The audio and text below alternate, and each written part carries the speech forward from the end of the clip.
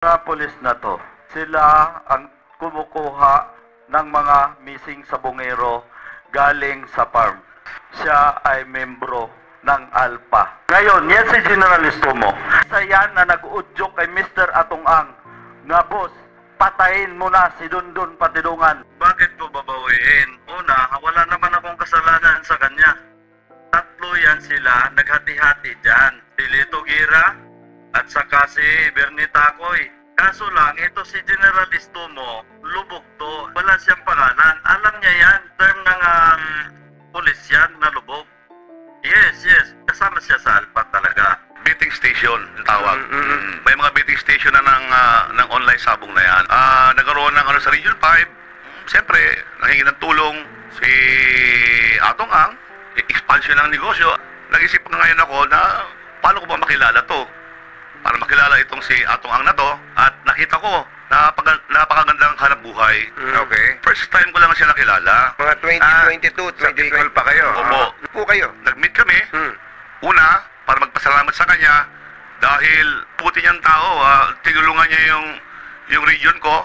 Naisip ko na bigyan ng negosyo rin yung mga anak ko. Nabigyan niya ako ng kaya nagkaroon ako ng 2 betting station sa General Santos City.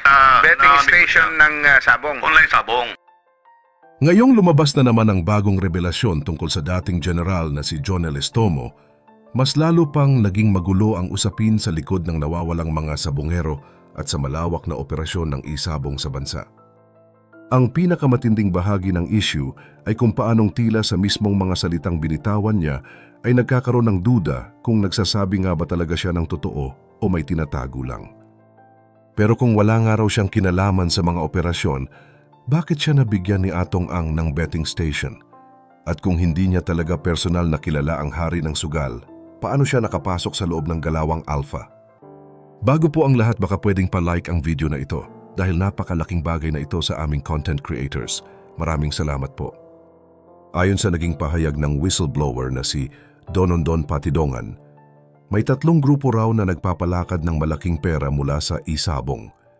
Isa sa mga grupong ito ang tinatawag na Alpha at ayon sa kanya, kabilang raw si Estomo sa grupong yon. Pero hindi tulad ng ibang pangalan, hindi makikita ang general sa mga opisyal na dokumento. Ang term na ginamit niya, lubog. Ibig sabihin kasali pero hindi kita sa papel, parang tinatago sa publiko. Ang mga pangalan na lumulutang ay sina Lito Guerra at Mayor Bernie Takoy, pero ang sinasabi ni Patidongan, hindi raw ibig sabihin noon ay sila lang ang involved. Dagdag niya pa, si General Estomo raw ay isa sa mga pangunahing tao sa likod ng pondo ng operasyon. Nakahati raw ang kita sa 3 grupo at umaabot daw sa 70 milyong piso kada buwan ang pinag-uusapan.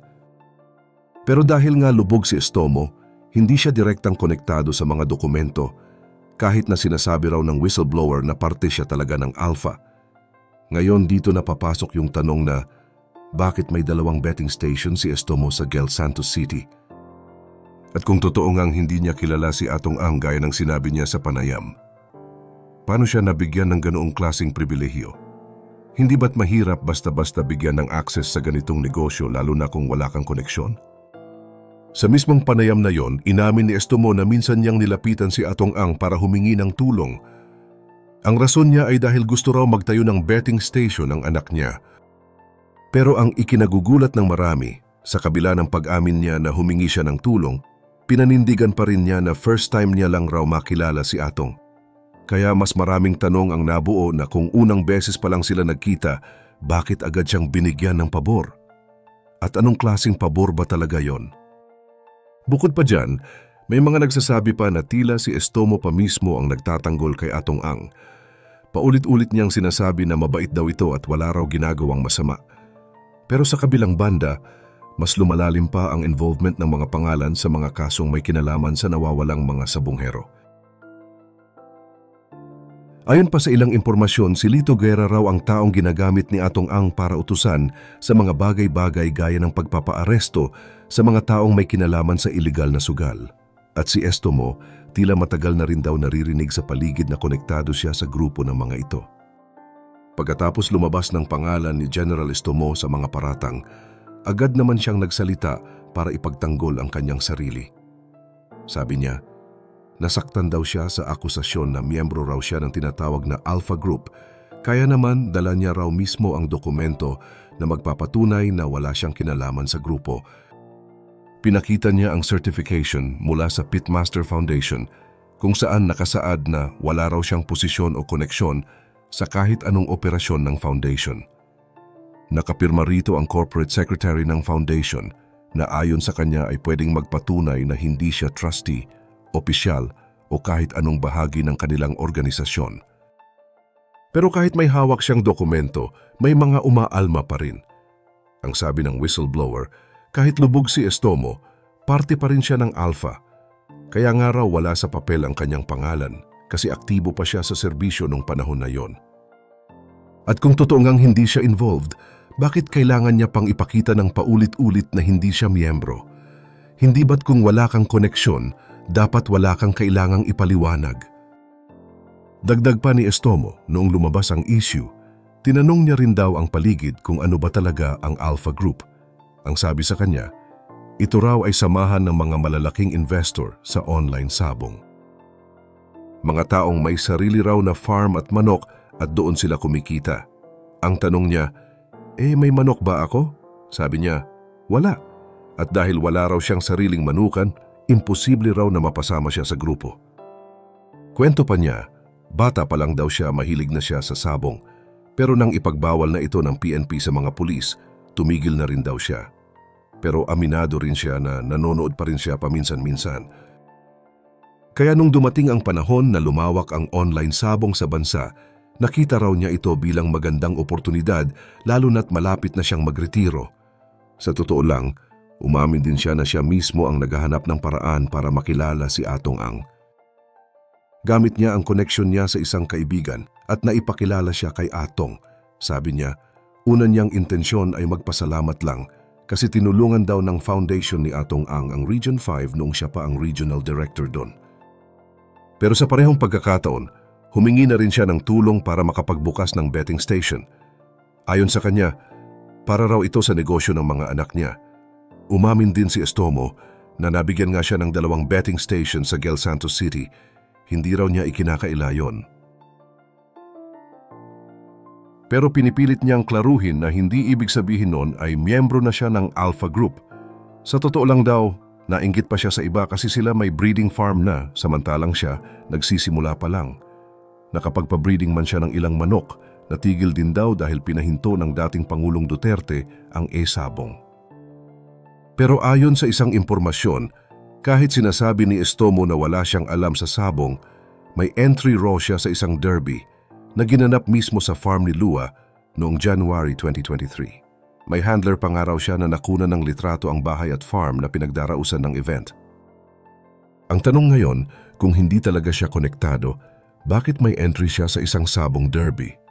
At bakit may sarili siyang betting station kung hindi naman siya kabilang sa mga grupo? Ang sabi pa niya, napilitan na raw talaga siyang magsalita dahil halos araw-araw na lang ay may lumalabas na bagong akusasyon galing kay Totoy. Para sa kanya, hindi raw patas kung ang isang panig lang ang pinapakinggan. Habang dinidepensahan ni Estomo ang kanyang sarili, hindi rin niya pinalampas si alias Totoy. Sabi niya, para raw sa kanya, hindi kapani-paniwala ang mga kwento ni Totoy. Tinawag pa niyang magaling gumawa ng kwento si Totoy at sinabing pati siya dinamay sa mga paratang nito. Para sa kanya, unfair raw na ang pangalan niya na halos 37 taon niyang pinaghirapan ay biglang mababahiran na lang ng duda dahil sa mga salitang binibitawan ni Totoy. Binanggit pa niya na umabot siya ng 3-star general, naging contender pa raw siya sa pagiging PNP chief, kaya masakit daw na basta-basta na lang sisirain ang pangalan niya. Sa totoo lang, para kay Estomo, mas masakit pa raw ito kaysa sa mawalan ng mahal sa buhay o mabigo sa pag-ibig. Ibang klaseng sakit daw ang mawalan ka ng dignidad sa mata ng publiko, lalo na kung ang basehan ay hindi mo alam kung saan nanggaling.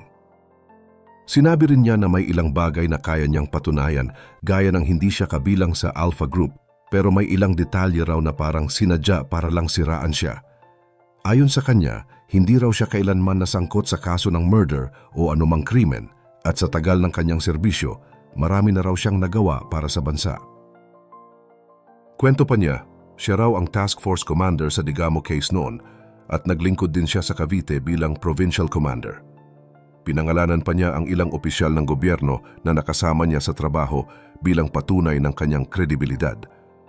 Kaya tanong niya ngayon, kung hindi naman siya sangkot sa mga sinasabi ni Totoy, bakit siya ang nadadamay? Ayon pa sa kanya, sa sobrang dami ng mga paratang, parang pakiramdam daw niya pinatay na rin ni Totoy ang buhay niya. Hindi literal, pero sa pangalan at reputasyon. Hindi raw niya kilala ng personal si alias Totoy, pero nararamdaman daw niya na may galit ito sa kanya kahit hindi niya alam kung bakit. Kaya ngayon, humihiling siya na sana raw pag-isipan ni Totoy ang bawat pangalan na binabanggit niya dahil hindi raw ganun kadaling ibalik ang tiwalang nawala kapag ang reputasyon na ang sinira.